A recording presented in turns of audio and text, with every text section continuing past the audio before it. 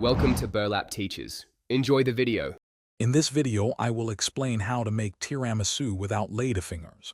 We'll explore excellent substitutes for the traditional ladyfingers, ensuring your dessert is just as delicious. Common alternatives include pound cake, sponge cake, or even graham crackers. The key is selecting a base that can absorb the coffee well without becoming overly soggy. Let's dive into how to achieve that perfect, classic tiramisu taste with a creative twist. Once you've chosen your base, preparation is simple. If using cake, slice it into uniform pieces, about 1/2 inch thick for even layering. For alternatives like graham crackers, a light toasting can add a subtle crunch and prevent them from becoming too soft. Carefully arrange these pieces in your serving dish, ensuring they form a snug, continuous layer. This creates the perfect foundation for your tiramisu.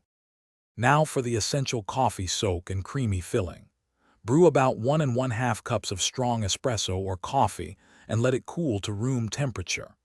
Quickly dip each cake piece into the coffee for just 2 to 3 seconds. Oversoaking leads to a soggy dessert.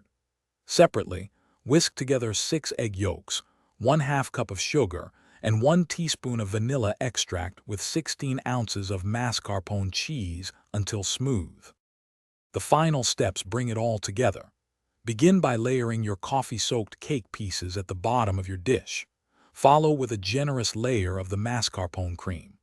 Dust this cream layer with unsweetened cocoa powder for that classic tiramisu flavor and appearance. Repeat these layers, finishing with a final dusting of cocoa. Refrigerate your tiramisu for a minimum of 4 to 6 hours, allowing the flavors to fully develop and the dessert to set perfectly. Thanks for watching. Consider subscribing if this video helped you.